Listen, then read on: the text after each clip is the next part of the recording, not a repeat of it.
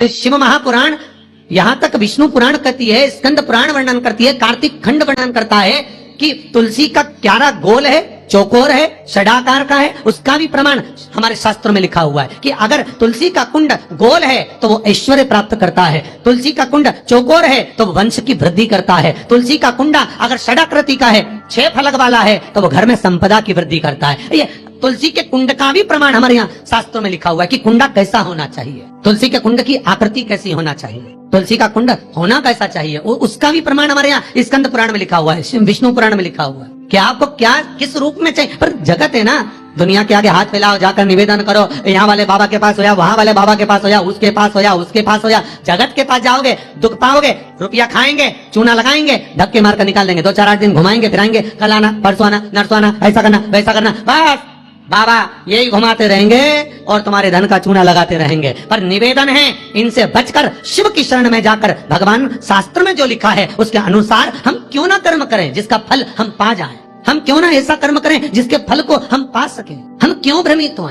हमारे यहाँ तुलसी के कुंड का भी विधान है, गोल कुंडा है ऐश्वर्य देगा, चौकोर कुंडा है, आप लोग कई बार देखे होंगे किसी किसी के यहाँ चौकोर तुलसी का क्यारा होता है, कुंडा होता है, वो वंश बढ़ाता है, षडाकृति का है वो धन देता है, संपदा देता है। दोष हमारा है, हम तुलसी के कुंड के नीचे शंकर जी को रख देते हैं, क्यों कि यहीं तुलसी जी को पानी चढ़ाएंगे, यहीं शंकर जी को चढ़ा देंगे, दोष है।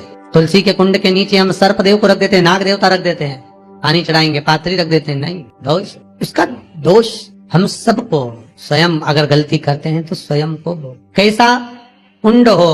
7 तरह के कुंडों का व्याख्यान तुलसी के रूप में कहा गया हमारा, पहला गोल, दूसरा चौकोर, तीसरा षडाकृति, चौथा त्रिवेणी 3 कोने वाला कुंडा। शास्त्र कहता है जिसके मार्ग घर में टुकड़े हो रहे हो, घर विभाजन की ओर हो रहा हो, तो 3 कोण का कुंडा घर में रखकर पूजा करने पर परिवार एक हो जाता है। 5वां गार्डन में बिना कुंडे का, बिना कुंड का जो तुलसी का पौधा रोपित होता है, बिना कुंड के एक बगीचा जैसा बो दिया जाता है, तुलसी उत्पन्न हो जाती है। महाराज वहां पर संपदा तो रहती है पर चिंता बहुत रहती है, टेंशन बहुत रहती। क्यों? घर के दरवाजे के बाहर इतनी सारी बगीचे में तुलसा कर दी, कोई निकल कर जा रहा था उसने थूक दिया, कोई निकल कर जा रहा था उसने पानी डाल दिया, कोई श्वान ने, कुत्ते ने, किसी ने, बिल्ली ने गंदगी कर दी, उसका दोष आपको लगेगा। इसलिए कुंड के अंदर तुलसा का, तो वो धन तो देगा, जो तुमने बगीचे में तुलसा लगाई है, गार्डन तुलसा का करा, वो धन तो देगा, संपदा भी देगा, पर चिंता को बढ़ा देगा। 5 महाराज। 6, तुलसी के कुंड को 3 धार पर लटका कर रखना। कई जगह पर आपने देखा होगा तुलसी का जो कुंडा होता है उसको 3 जो तार होते हैं, 3 जो चेन होती है उस पे लटकाया जाता है। महाराज विष्णु पुराण उसका भी व्याख्यान करती है। महाराज वहां व्यक्ति के कार्य उन्नति की सीढ़ी की ओर बढ़ जाते हैं। जैसे भोजन की थाली लग गई, भोजन तैयार हो गया, बस खाने बैठे हो और थाली खसक गई, समझ लेना कि तुलसी को अधर पर लटका कर रखा है।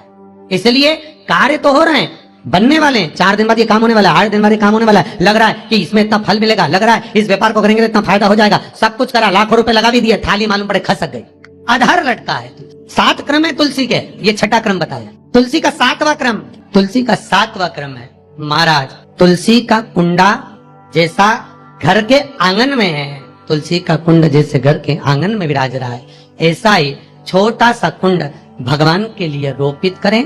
प्रतिदिन भगवान की सेवा करते समय तुलसी का कुंड सम्मुख रखकर उसकी आराधना करना, फिर उस कुंड को वापिस बाहर ले जाकर रखना, फिर दूसरे दिन पूजन के समय पर कुंड को लाकर रखना। हम तो यहाँ तक कहते हैं, विष्णु पुराण गर्ग संहिता कल्याण का तुलसी अंग यहाँ तक वर्णन करता है कि आप पूरे साल ये नहीं कर सकते तो कम से कम कार्तिक के महीने में भगवान के सामने तुलसी का छोटा कुंड, चौकोर वाला, गोल नहीं, चौकोर कुंड लाकर भगवान के सामने रखकर छोटा सा कुंड का पूजन कर भगवान के साथ उस कुंड को वापस बाहर विराजमान करें, फिर कल लेकर आए, फिर विराजमान। आप पूरे साल नहीं कर सकते तो 1 महीना, उसका फल 1000 गुना प्राप्त होता है। तो किस चीज के लिए कहा गया कि तुलसी का कुंडा एक बाहर हो, एक घर के अंदर मंदिर के सामने पूजन के लिए रखा जाए, तो कहते हैं उस घर में वैभव, सत्ता, संपदा, लक्ष्मी, समृद्धि, शांति की कभी कमी नहीं, कभी कमी, प्राप्ति सुख की, आनंद की। 7 तरह के कुंड, 7 तरह के तुलसी के रोप का वर्णन हमारे यहाँ विष्णु पुराण में किया गया है। 7 आप किस भाव से कर रहे हैं ये आपके महाराज, स्त्रियों के, नारियों के जितने भी रोग होते हैं, बीमारियां होती हैं, रजोधर्म से जुड़ी हुई जो भी तकलीफें होती हैं, उसका भी व्याख्यान देवी भागवत में स्पष्ट कहा गया।